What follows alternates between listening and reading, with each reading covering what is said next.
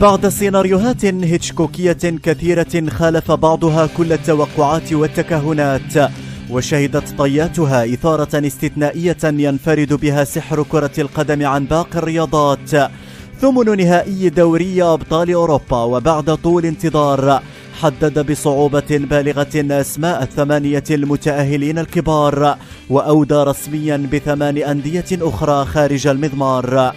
أندية ريال مدريد، مان سيتي، بايرن ميونخ، تشيلسي، ليفربول، أتلتيكو مدريد، بنفيكا، فياريال ضمنت التواجد في ربع نهائي المسابقة، ما ينذر بصدامات ملتهبة وحارقة في الدور القادم. قرعة الجمعة ستكون مفتوحة على جميع الاحتمالات، ستسفر عن مواجهات نارية ونهائيات سابقة للأوان في الدور الذي يعتبر على مدار تاريخ ذات الأذنين البوصلة الناظرة للقب، وفيه تتضح بشكل كبير معالم عريس أوروبا لموسم 21-22. القرعة ستكون مفتوحة على جميع الاحتمالات الواردة دون قيود فريقين من نفس البلد أو نفس المجموعة في الدور الأول وغيرها، ستجعل عشاق كرة القدم في جميع أنحاء العالم أمام فرصة مشاهدة 4 قمم قاسمها المشترك شعار موحد: البقاء أو الفناء. من خطف الأنوار من عاصمتها ريال مدريد، كبير أوروبا وسيد أغلى بطولاتها تاريخيا، يعد أبرز الأندية التي ينتظر التعرف على خصمه في ربع النهائي بعدما صنع الحدث وأطاح بالنادي الباريسي المدجج بالنجوم. سيكون أمام تحد أعلى مستوى بكل تأكيد. النادي الملكي وفي معركة ستكون أشبه بارتطام جبلين ضخمين، يحتمل أن يلاقي البعبع الألماني بايرن ميونخ، أبرز المرشحين للقب في هذا الموسم.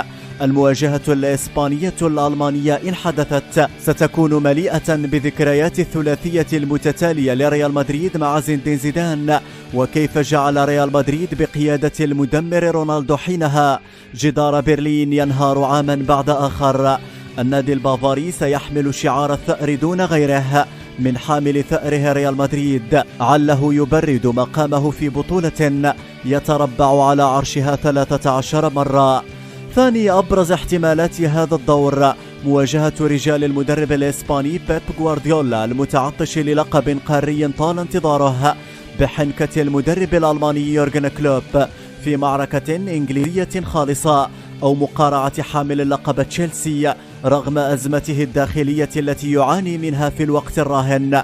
يشد العزم والحزم بقيادة توماس توخيل من أجل الدفاع عن لقبه مهما كان الثمن.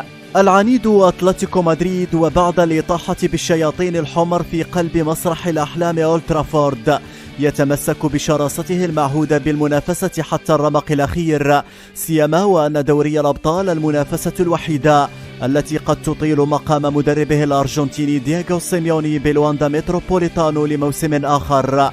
الروخ بلانكوس قد يصطدم بجاره مدريد في ديربي إسباني خالص يضمن به الإسبان تواجد فريق إسباني واحد على الأقل في المربع الذهبي، أو مواجهة أحد كبار القارة على اختلافهم، ويبقى الأتلتي قادرا على مقارعة أي كان مهما بلغت قوته.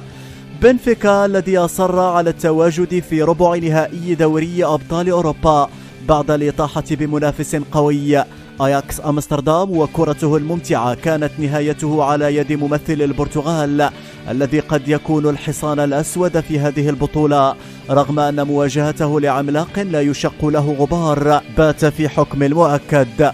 الغواصات الصفراء فياريال، وبعد الإطاحة بالسيدة العجوز، عززت التواجد الإسباني في ربع النهائي في إشارة واضحة إلى عودة الإسبان للمنافسة على اللقب. احتمالات واردة عديدة مفتوحة تحتمل الخطأ والصواب، 8 كرات نارية ستتمخض لتسفر عن مواجهات ربع نهائي شامبيونز ليج، قمم حارقة وصراع النجوم من أجل مواصلة الطريق نحو ستاد دو فرانس.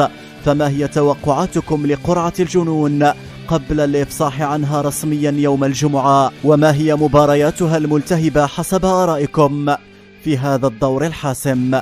حكم الزاير عن قناتكم كرة وبس.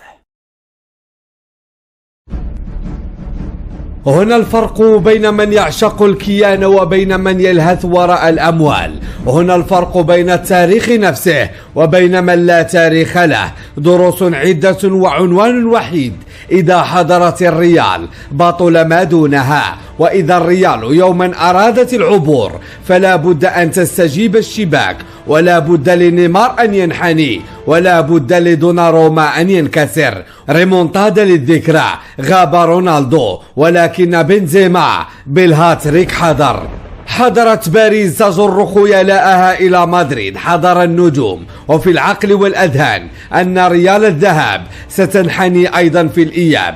كتب الإعلام وعززت الصحف: باريس ستكون في رحلة على ملعب البرنابيو. أما التأهل فحسمه إمبابي في آخر دقائق البارك دي برانس. ونسي هؤلاء أن المستقبل ريال مدريد، وتناسى أولئك أن في هذا الملعب سقط كبار أوروبا، فما بالك بصغارها. الريال يا سادة بنجومها ومن دونهم لا يهم من يرتدي القميص، المهم أن من يرتديه يعرف أنه يحمل تاريخا على كتفيه. لن يكون المال أبدا مبتغاه، بل المجد هدفه والألقاب مسعاه. هاتريك الحكومة من تسعد شعب مدريد، عطر مودريتش والذي يفوح كلما زاد الضغط في البرنابيو. أما فينيسيوس فعندما يكون في يومه يزول نصف همي، وعندما يمرر ويبدع يزول نصف همي الآخر. وفي شوط المباراة الثاني كان للريال شكل ثاني رغم الداء وغيابات المراكز الحساسة. ميندي وكاسيميرو بعلله ونقائص دفاعه نفض غبار الخيبة عليه، وبنفس ردة الفعل على سوسيداد قلب الطاولة على الأمراء. وكأني ببنزيما يقول: إن كنتم أمراء فأنتم اليوم في حضرة الملوك. الريال حتى وإن خسرت اليوم من كان سيحاسبها، فلا تعاقدات تذكر ولا استعدادات للموسم الجديد، كما فعلت باريس عندما أثثت الفريق بنجوم بل بجواهر. إحصائيات القناة تقول أن 50% فقط من المتابعين هم مشتركون بالقناة، وهذا أمر محبط نوعا ما.